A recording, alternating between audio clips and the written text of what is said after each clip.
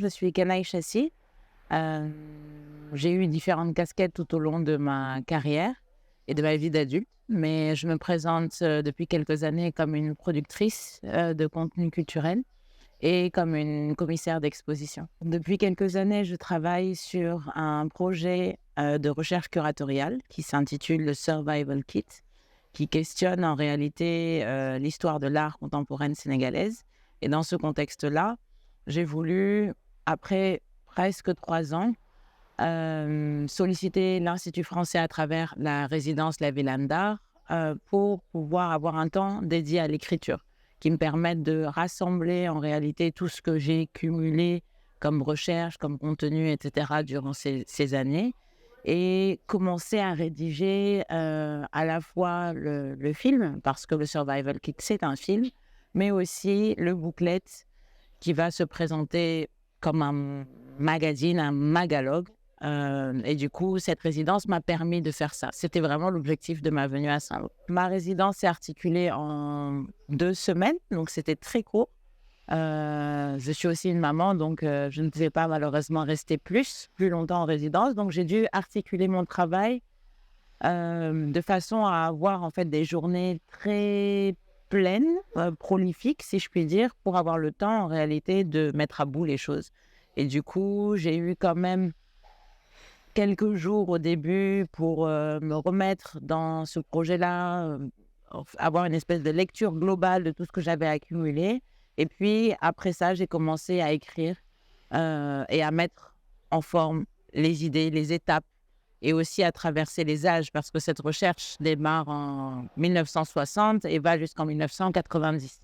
Et du coup, c'est assez riche, et donc il fallait aussi organiser les choses de façon chronologique. Donc c'est ce que j'ai essayé de faire durant 2 semaines. C'est un travail qui n'est pas terminé, mais j'ai bien avancé. Du coup, l'idée, à la fin de cette résidence, c'était pour moi de pouvoir quand même présenter à Saint-Louis, au public saint-louisien, mais aussi à mes pairs, à savoir tous les professionnels du CRDS, mais aussi les étudiants ou tous ceux qui seraient intéressés en fait par ce sujet de recherche, de pouvoir leur présenter un bout de ce que j'ai eu à réaliser dans le cadre de cette recherche-là. Donc, l'idée, c'était d'organiser une espèce de restitution partielle qui puisse montrer le Survival Kit dans son étape work in progress, si je puis dire.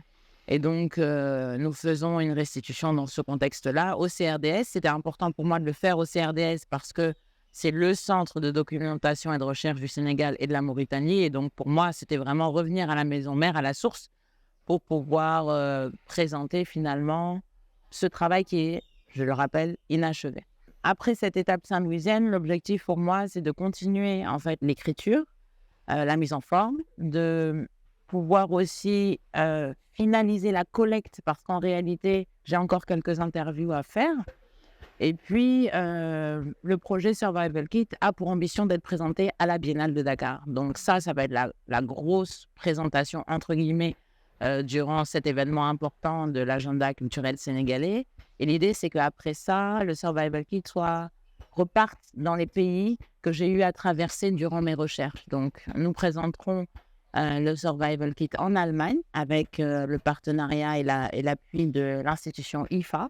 Et nous avons j'ai l'ambition de pouvoir ensuite l'amener en Angleterre, certainement à l'université Cambridge. Donc, ce sont des choses qui sont en cours et qui vont certainement se présenter durant les 2 prochaines années. Le fait d'être en résidence à la Villane d'Art à Saint-Louis, donc, c'était important pour moi parce qu'une partie de ma recherche se passe à Saint-Louis. Ça, c'est la première chose. La deuxième chose, c'est un espace très agréable et très calme, en fait. Et j'avais besoin de ce calme-là pour pouvoir juste me concentrer et écrire, ce qui n'est pas évident dans le quotidien d'une maman entrepreneur. Et puis, je dois dire que avoir accès à des personnages comme Fatima Fall du CRDS, Djibril Sy, photographe sénégalais, être dans cet environnement qui est particulier, où il y a une lumière et une atmosphère particulière, c'était aussi très enrichissant. Et c'est sûr que ça donnera une couleur au projet. Donc oui, en termes d'esthétique, c'était important pour moi d'être à Saint-Louis aussi.